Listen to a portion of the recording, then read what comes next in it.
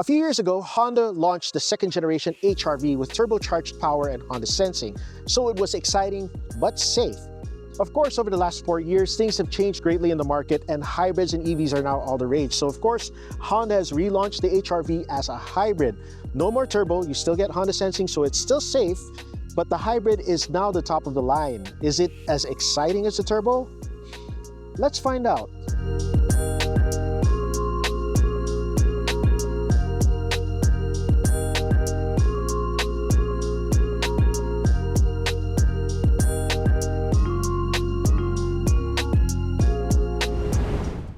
Now, out on the open road, the HRV feels like a proper global Honda.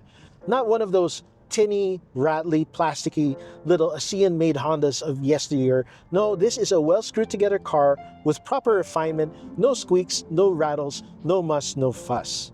It's a great car. It's about as quiet in here as the Civic, minus a little road noise here and there. And it drives really nice. This drives better than any Honda City or Honda Jazz I've driven thus far. Now shifted into sport mode with the traction motor and the gasoline engine giving you power at all times, the HRV gets to 100 kph in a blistering 10 to 10.5 seconds, which is not much different to the Corolla Cross Hybrid. Yeah, that's a bit disappointing. You expect, 100 horsepower plus 130 horsepower would equal 200 something, but no. Honda just blends this seamlessly to give you enough power, just not a surfeit of it. That said, when you're overtaking, the 253 Newton meters of torque is pretty nice, and you never feel like there's a lack of power, but it's kind of disappointing that Honda didn't give you more. I figure because the battery is small and the generator is only a 1.5 liter engine, Honda didn't want you to get to a point where you deplete the battery and you feel a difference in performance. Instead, they want to ensure that whatever your maximum power is, it's available at all times. In terms of handling, the HRV is competent, although it doesn't stand out much in any way. This is one of the more agile crossovers in this class, but that hybrid system has added quite a bit of weight to this car. It's about 1.4 plus tons, not much lighter than the Civic Hybrid, even though it has a smaller engine and a smaller traction motor. Now, if you're not going mountain carving or trying to break lap records or trying to break fuel economy records, you can lay back and use the driver assist in this car. The Honda sensing system gives you level 2 driver assists like adaptive cruise control and lane keeping assist that can just about drive the car for you given a road that is well marked and well paved. Now, it will steer into curves relatively well, but that's on nice new highways. If you're on the S-Lex with all the construction and all the markings obscured by traffic and everything, it can get a bit confused.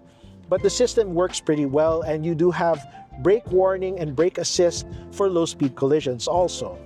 For newbie drivers, having this limited visibility from the gun-slit windows and a lack of 360-degree cameras means that there's a steeper learning curve than in some other small cars.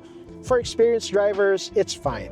It's easy to drive compared to most crossovers because it is small and it is agile, and it does feel like you are driving a Civic wagon rather than a small crossover, which makes this a pretty sweet car to take on long road trips. And with that hybrid system and potentially over 800 kilometers of range, you can go on very long road trips indeed. As you'd expect of a Honda, the HRV's interior is exquisitely designed, especially with these aircon vents that are molded into the dashboard like in the Civic, and these knurled aircon control knobs. In fact, I like that they have a lot of physical controls in here as compared to other cars, especially these nice knobs on the side. Most cars have the air vent controls molded into the aircon vents, but Honda has separate knobs for it just to make you feel more special. Now, you do have the touchscreen, as in most cars in this class, most new cars anywhere nowadays, but thankfully it is not obtrusive. It's not sitting up over the dashboard. It is molded into the dashboard, and it's high enough so that you can use it for navigation, but it's not too distracting. A little more distracting than in the Civic, but not too distracting. The instrument cluster is your standard 2-gauge instrument cluster. You do have a little digital display in the left-hand side, which can alternate between power display, range, economy, or anything else you might need to know. Now, fit and finish here is mostly very good. You've got a lot of nice soft touch materials. I love these seats, but there are some molding issues on the dashboard that you don't expect of a Honda. Maybe it's early days in the thigh plant with this new HRV generation, but we'll give it a pass because everything that you can touch normally, or that you might actually need to touch, is pleasant underneath your fingertips. There are no flushings where you can actually reach them. Now, as for cabin space, this is remarkably spacious for how it feels. Let me explain. It is very wide, so you can spread out. It's very long, so you can spread out this way too. And there's a lot of headroom here. Between me and the ceiling, there's a lot of space, but it doesn't actually feel like that because you have a very dark interior and you've got intrusive roof hoops. Although these don't touch your head, they feel pretty close. So even though this technically has more space than some other competitors, it feels a bit small, especially with the small glass and the dark interior. Now that said, comfort is excellent because again, there is a lot of space. I can stick my elbows out, I can stick my knees out. This steering wheel goes back and forth pretty long ways, so even if you're a tall driver, you can find a good position for you. And the seat, it does the tilt thing and it does the uppy downy thing, both. Some cars, they only give you the tilt, which is also pretty nice. So ergonomics wise, whatever size you are, you will find a comfortable driving position. As for the rear seat though, they're also pretty nice.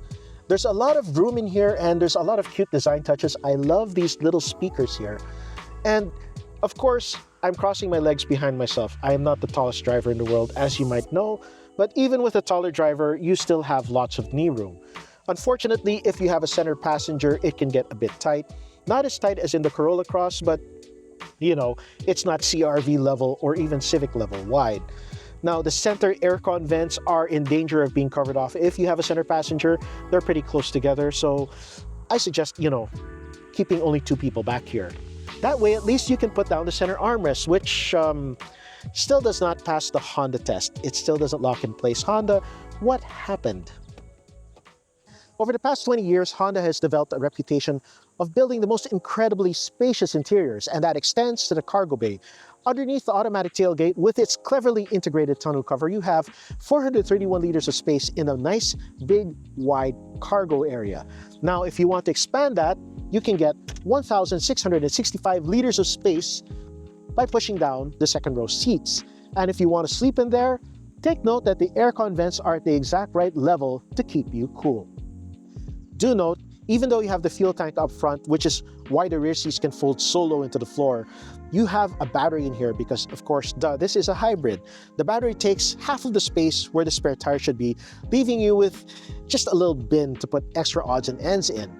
Instead, you get an air compressor and a can of sealant for those roadside emergencies. Now, if you don't feel safe with just that, you can put a safety spare on top of the floor and you can use these nice tie-down points to hold it in, but it isn't as convenient as having an actual under-the-floor spare. So that's the Honda HR-V EHEV RS Hybrid, replacing the Turbo as the new top variant for the HR-V lineup. It's a great little car and there are a lot of things to like about it, but there are some issues. Let's get those out of the way. First off, the power. It is more powerful than the regular 1.5, not as powerful as the old turbo, and because this only has a naturally aspirated 1.5-liter engine, it doesn't have the juice to charge up a bigger electric motor like the Civic Hybrid has.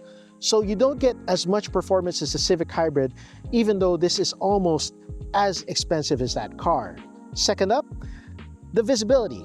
With those gun-slit windows and this tall hood, it's not as easy to see out of as some other smaller crossovers. Now, it's not as bad as a big crossover, but you expect a little more, especially since you don't have the 360-degree cameras to help you park it. This might be a bit intimidating for newbie drivers, although for experienced drivers like myself, it's kind of fine. Then lastly, the price. Given that you don't have a turbo, you don't have 360-degree cameras, you don't have a sunroof, a price just one blue note under 1.8 million pesos seems a bit much. But then again, it could be worse. You could get the white pearl and pay an extra 12,000 for that. I suggest not. I like this color better. So let's get to the good things then.